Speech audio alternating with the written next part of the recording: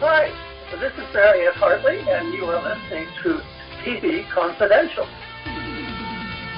Ed Robertson, welcoming you back to TV Confidential. Radio talks about television. Always happy to welcome back our friend Louise Sorel. Louise Sorel, the actress known around the world as Vivian Alamain on Days of Our Lives and Augusta Lockridge on Santa Barbara. Louise Sorel's first love as an actress, however, has always been the theater. She first fell in love with the stage at age 14 when her drama teacher assigned her the challenging role of Medea in the play of the same name by the Greek playwright Euripides. With pluck and determination, Louise won a scholarship at age 18 to study acting at the acclaimed Neighborhood Playhouse in New York City. 2 years later, at age 20, she won her first professional acting role on Broadway, no less, in the Broadway production of Take Her, She's Mine, starring Walter Pidgeon. That is just one of many stories that Louise shares in her new book, If There Were No Dogs, which we'll tell you more about in just a second. If you're listening to us on the East Coast, Louise has an appearance in New York City coming up on Saturday, November 15th. We'll tell you about that as well. In the meantime, we began our conversation by telling Louise Sorel, I love your book. Oh, thank you. I love your book, and I will tell you, because one of your stated goals in your preface is that you hope there will be moments. I mean, even though you're writing about your life and your experience, and your life is, I mean, everyone's life is unique. No two life experiences are the same. But one of your stated goals in the book was that you hope that sharing some of your stories about, your childhood or your professional life will evoke knowing nods from the reader. Mm-hmm. Well, from this reader, you evoked several knowing nods, and so to that I say congratulations, Louise Sorel. You did your job as a writer. Oh, you just gave me chills. Thank you. Thank you. It's interesting that men, well, a lot of people, but several men have been responsive that way, which I find interesting. Well, it's like a lot of us, or like a lot of people, certainly like a lot of people I know. You did not have the easiest childhood because your parents were not exactly emotionally open. They were emotionally distant. Mm-hmm. And yet, like a lot of us, you managed to navigate your way through that, and your love of the theater was one of the keys to help you do that. Yes, that's true. That's true. Although, I was influenced, obviously, by my background. Mm-hmm. Clearly, being in the industry and my mother being an actress. However, those things were not in the house. You know what I? No. They were there, but to me they were just information. I didn't have any connection to that until I was in high school, actually. Yeah, and through developing skills on your own, not only were you able to find your path as a person, but with time, and this is the case. This is the case with a lot of friends that I know, that they may not have had a close relationship with their mother or their father as a kid, but they grew to become closer as adults and appreciate them for who they are. And that was certainly your experience with your mom. Yes. Oh, yes, definitely. Well, she was something. Something. Yeah, quite extraordinary. She was not only a concert pianist, but a painter, and spoke 3 languages. Mm-hmm. A little overwhelming. Yes, and also overwhelming is that you had a tapestry of culture, of different cultural experiences growing up.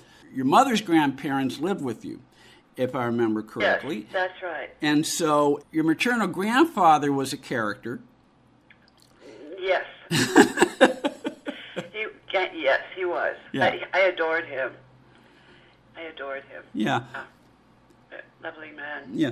And yes, he had a penchant for making his mustache disappeared, which amused Louise no end as she was growing up. But that's one of the stories that Louise shares in her new book, If There Were No Dogs, Musings and Mutterings, a collection of prose pieces and poems drawn from her life, childhood, and career, in which she not only shares memories about working with the likes of Art Carney, Charles Bourrier, Rita Moreno, George C. Scott, Walter Pidgeon, and Dame Judith Anderson, but reveals how she navigated a sometimes difficult childhood with emotionally distant parents by discovering her love for the theater and through her lifelong love of animals. We'll get to that in just a second. If There Were No Dogs, available Amazon.com, where books are sold online. Louise has a live reading coming up in New York City in the month of November. We'll tell you about that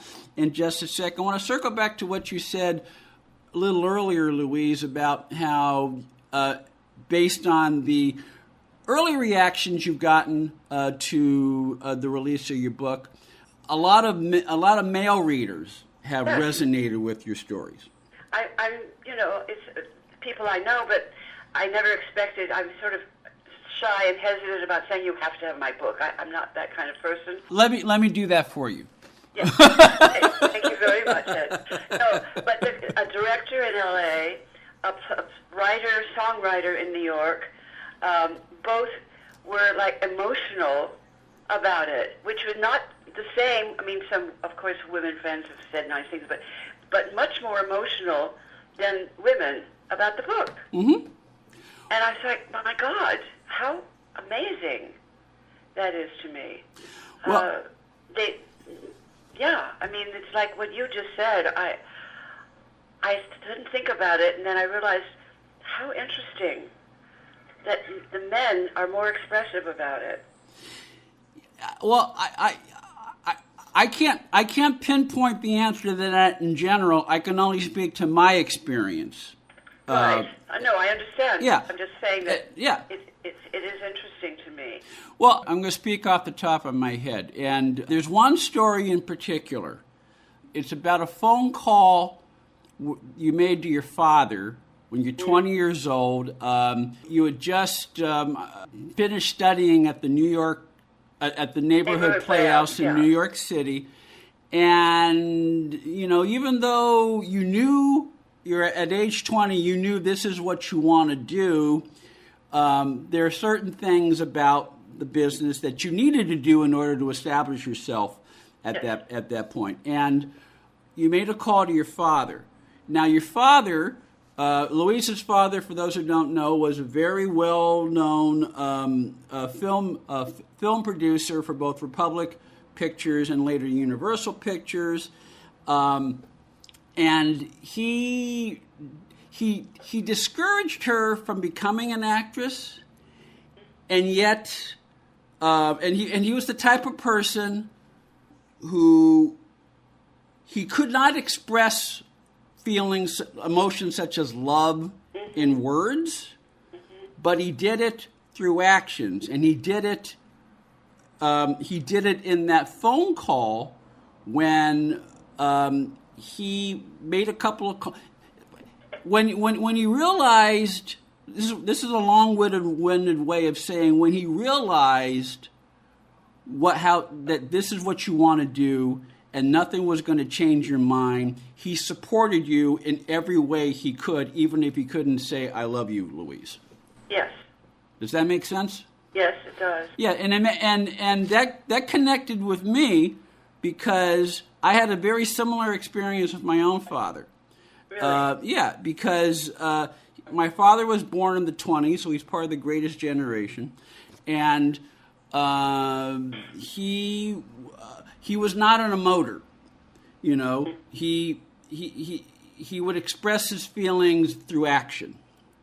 Right. And about 6 months before he died, he gave me I had a phone call with him, and I had just sold my first book.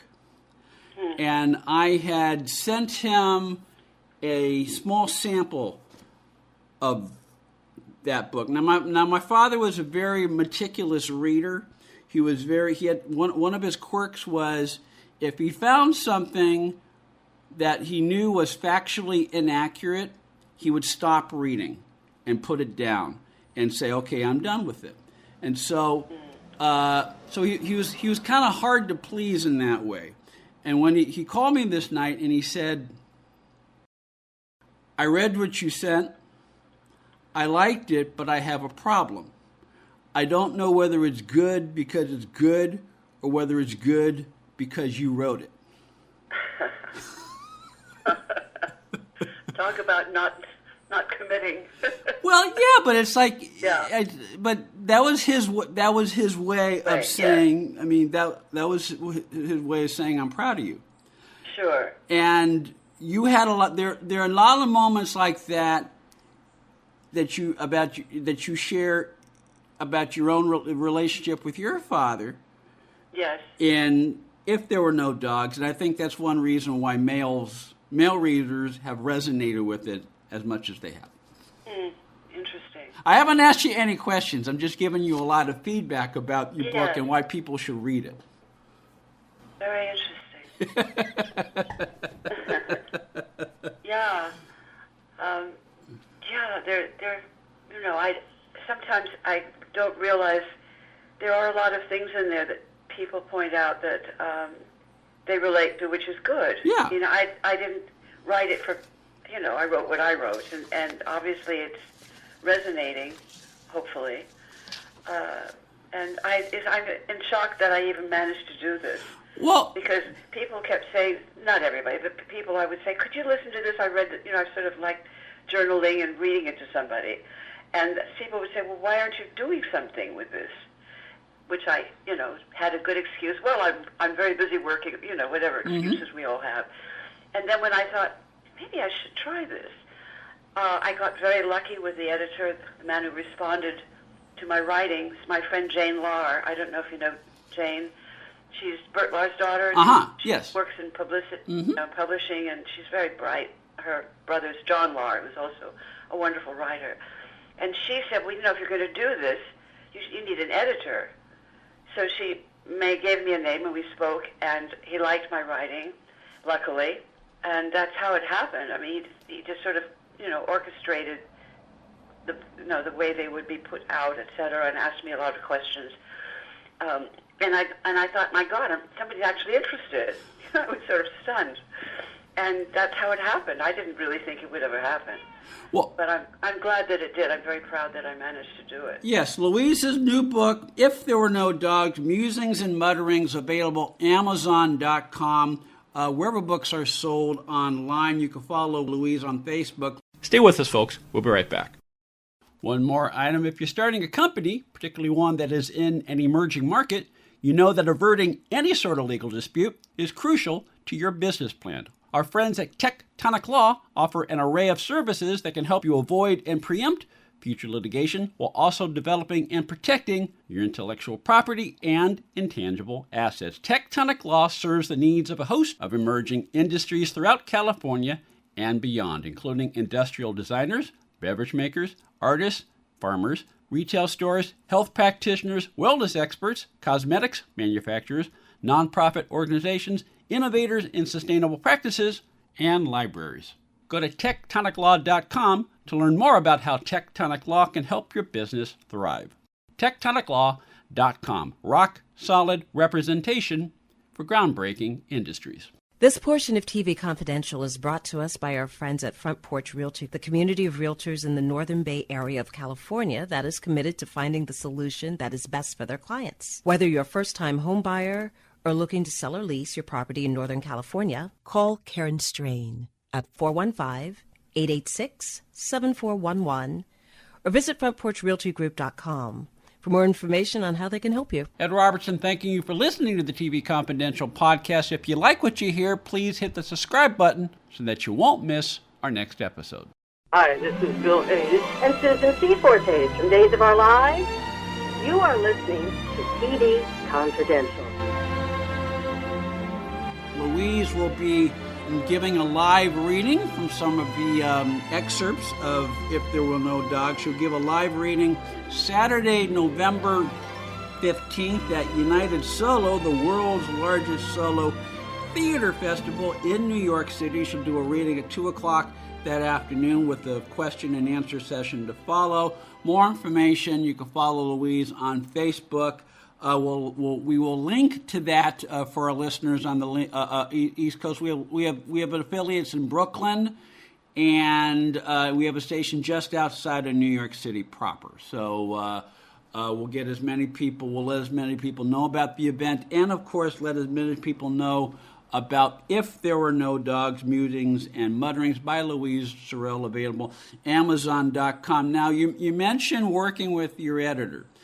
This is an imperfect parallel, but having worked as an editor and having worked as a writer, I understand both sides of that equation. Oh, he is a writer as well. Yeah, okay, but it's not unlike when the relationship between a writer and a director in some important ways is not unlike the relationship between an actor and a director.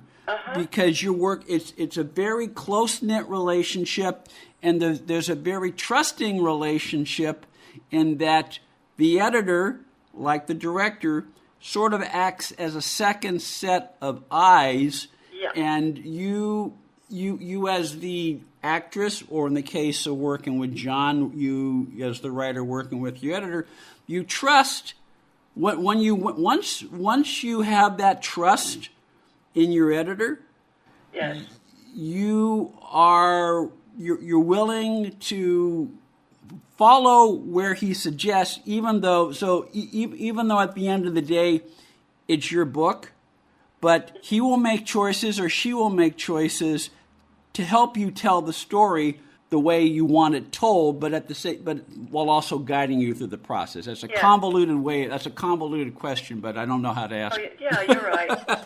You're right, absolutely right.